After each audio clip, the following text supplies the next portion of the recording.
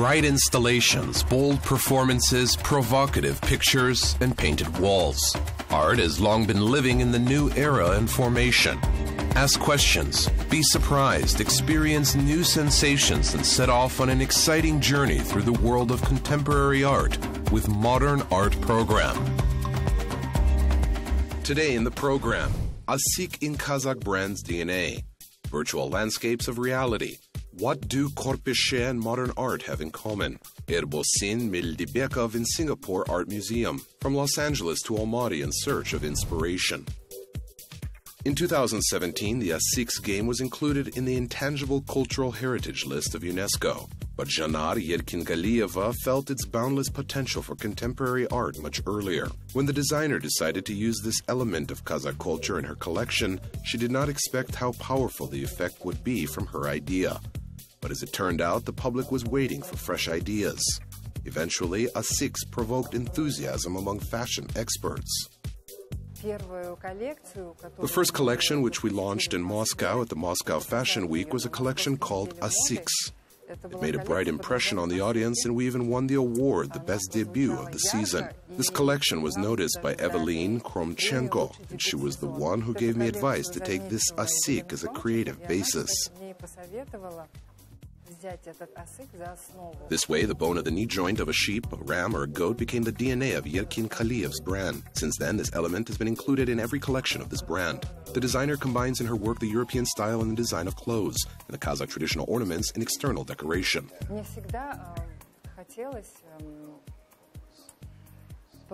I always wanted to show our national identity, our national rich culture, history, those elements that, unfortunately, are already forgotten through the prism of Art Nouveau, through the prism of fashion, which is interesting, which people would like to wear, which is commercially viable at the moment. It is relevant not only in Kazakhstan, but also in other countries.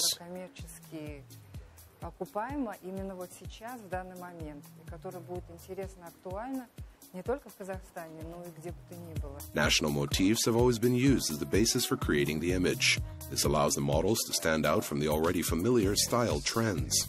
But even traditional elements need a constant modern interpretation. The artist's task is to beat the legacy of his ancestors so that the tradition will remain a trend in the new context, and at the same time will not lose its authenticity. I have a top with prints of Asyks. The very concept of this print, it echoes with the theme of pop art by Andy Warhol. He had such color pictures with a portrait of Marilyn Monroe, where he made such an interesting presentation using a stencil machine color. Now our technologies, of course, have progressed a little more, but at the same time, the concept itself, it remains relevant, bright, and fashionable.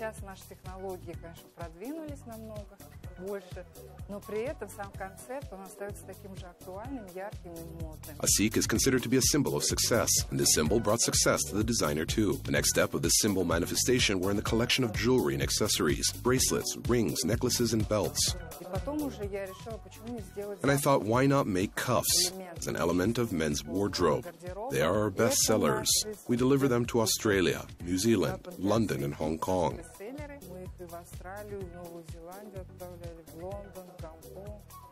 The designer's imagination did not limit to the image of Asyks. National motifs can be seen in everything, even in the cut of clothing. Look closely at some clothes and you will see absolutely unexpected lines in them.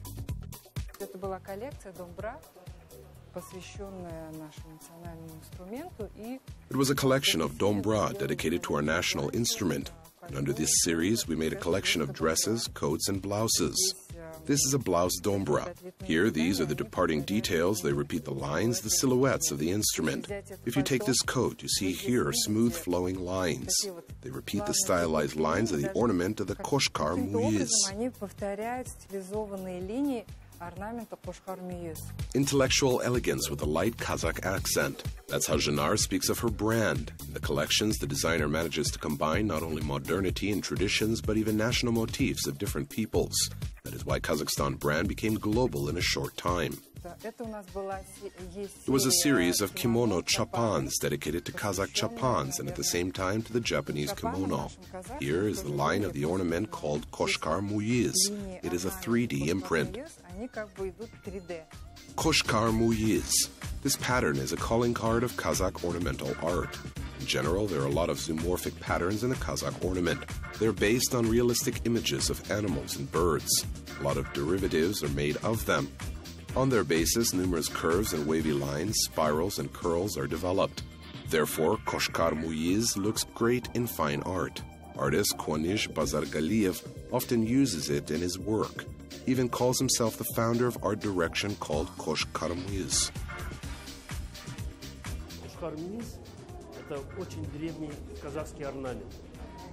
Koshkar Muiz is a very ancient ornament. It is from 3,000 to 5,000 years old. It is imprinted on tamgalitas. Koshkar Muiz is not represented in contemporary art. It is not represented in the attributes of the state. And I try to fix this.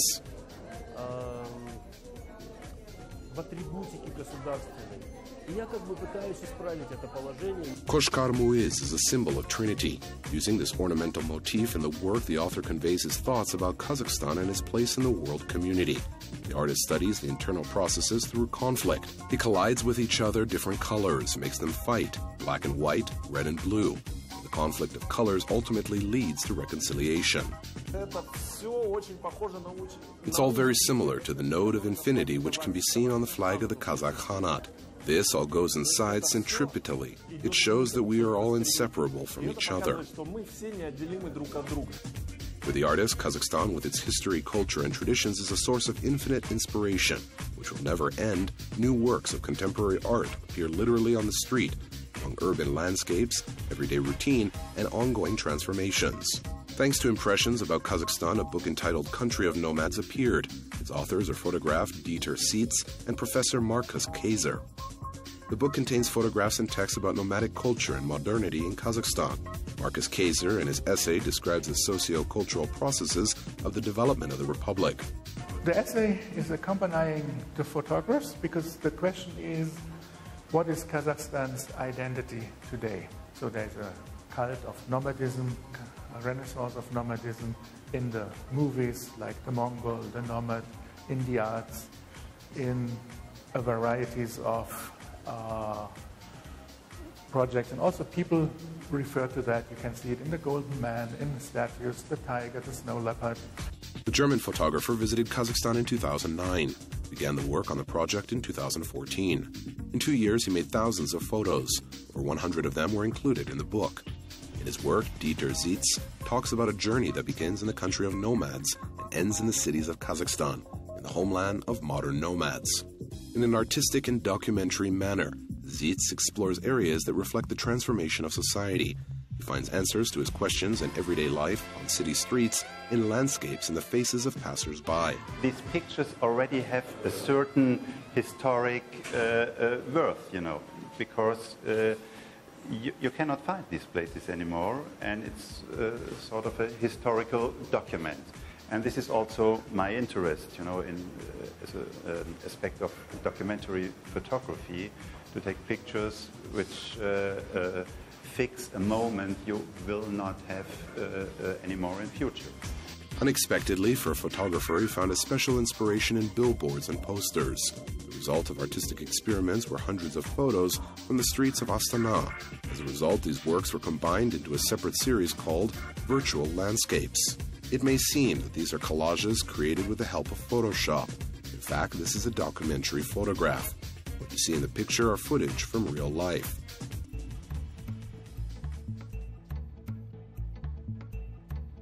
It's just only a part of a very long wall. It's just 1,000 meters long.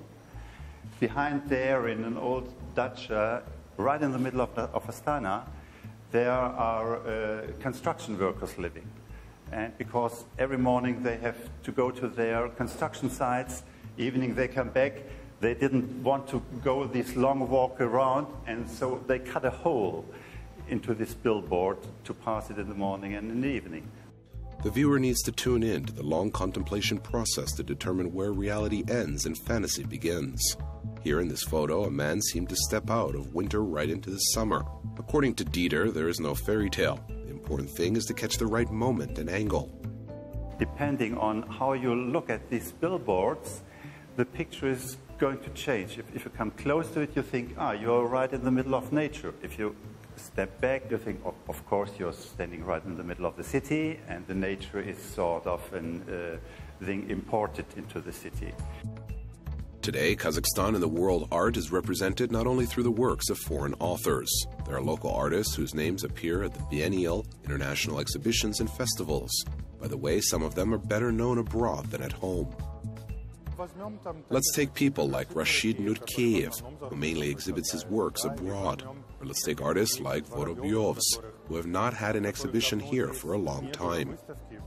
The artist from Shymkent, Said Atabekov, is also well known on the international art scene. He's a regular participant of the Venice Biennial of Contemporary Art. His works were presented in Baku, Dubai, Moscow, Venice, New York, and Helsinki. Alexander Ugay, another representative of Kazakhstan's contemporary art, opened his first solo exhibition in Almaty this year. Although his work has been repeatedly exhibited in New York, Paris, Istanbul, and Moscow.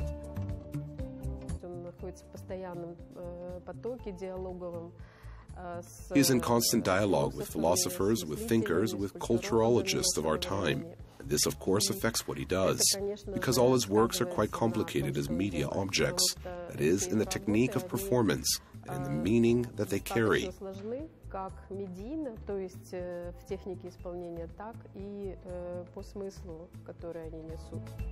This year, Said Atabekov and Alexander Ugay exhibited their works at the second Yinchuan Biennial in China.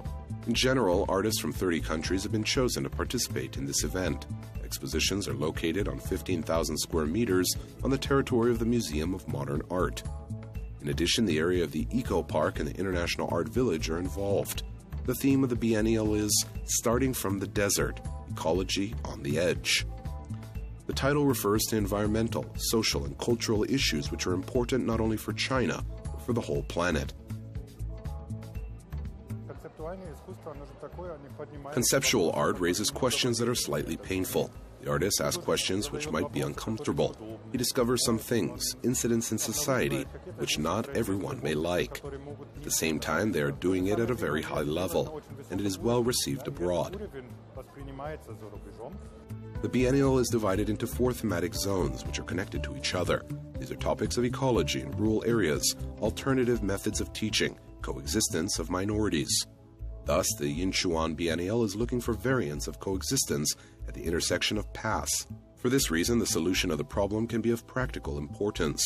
After all, the northwest of China since the Great Silk Road was called the territory of large flows, hybridization, and interaction of peoples and technologies. These topics are relevant everywhere where similar transformations take place. Society moved towards postmodernism. These are the consequences of all of this. The curators of the biennial chose Said Atabekov's installation, 10 Korpe flags on a military box. Quilted blankets and silk cases are made in the patchwork technique and reproduce the design of the flags of different countries.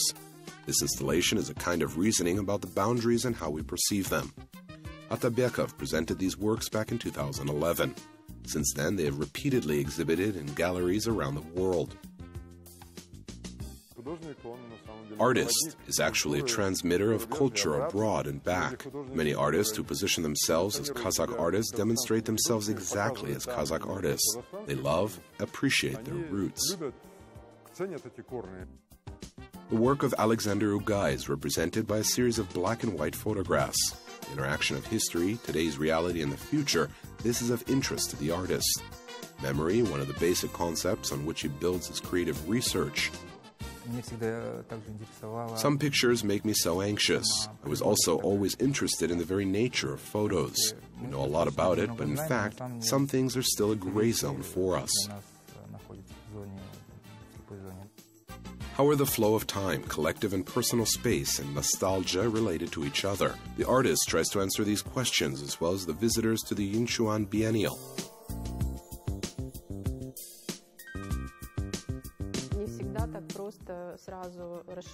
It's not always so easy to immediately decipher the meaning that the artist has put into his work. Nevertheless, these works still have an aesthetic quality. It is always very well executed, and moreover, often made almost by hand. It is an analog camera. This is a film that the artist develops himself. Another frequent participant of international exhibitions, Yerbosin Mildibekov, also focuses on historical research. For example, in such projects as Transformer and Pedestal, the artist analyzes the history of monuments in Central Asia. Mildibekov represents them in the form of a wooden constructor from which it is possible to collect monuments that replace each other. I work in different genres. Most importantly, I study cyclicity and impulses. It is very important in Central Asia as time flows. The political and social processes taking place in Central Asia are the key objects of Mildibekov's research. He reinterprets historical documents, national heroes, nature, and architecture. Despite the local context of works, the artist has long occupied a worthy place in the world arena of contemporary art. He makes a world-class art. Yerbosin Mildibekov participated in all European and American forums, exhibitions. It is just, unfortunately, he is not well known in our country. The merits of the Kazakh artist before art were celebrated at the prestigious Triennial Signature Art Prize this year. It was organized in 2008 by the Museum of Art in Singapore, and it takes place every 3 years. The Triennial honors outstanding works created by artists from the Asia-Pacific region and Central Asia. This year, 113 works from 46 countries were nominated for participation in the Signature Art Prize. Out of 113 artists, only 15 were chosen to the final, and Yerbosin Mildibekov was among them.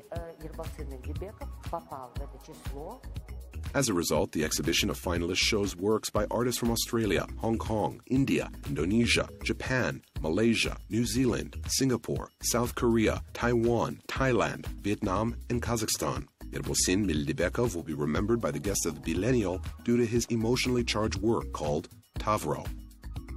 Это 8 шкур яков.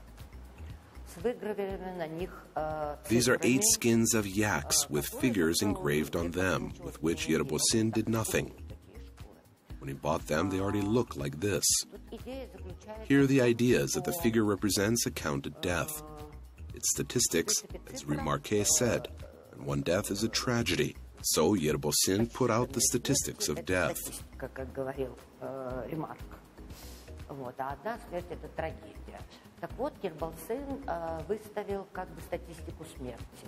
Mildibekov did not receive the Grand Prix of the Triennial, and with it, he didn't receive 60,000 Singapore dollars, or more than 15 million tenge. But this did not upset him and his curator, Valeria Ibrayeva. According to Valeria, participation in the Triennial may give an even more powerful effect than a cash prize.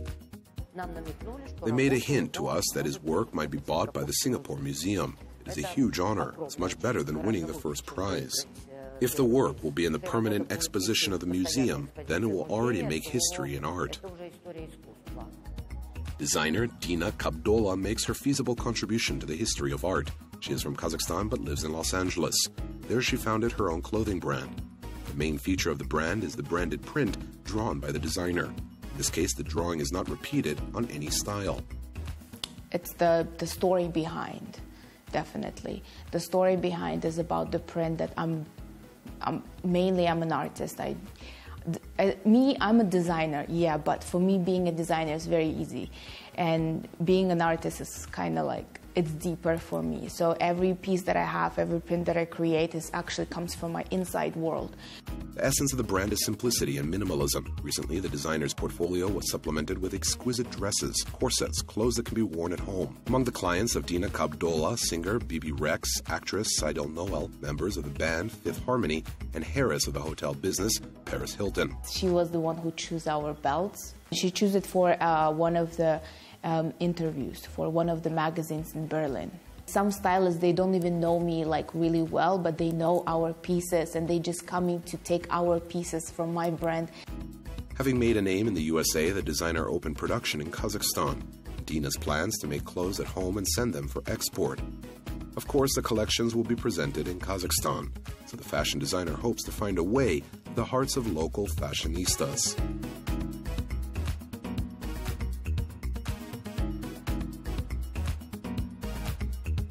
The image of Kazakhstan on the world art scene is quite multifaceted.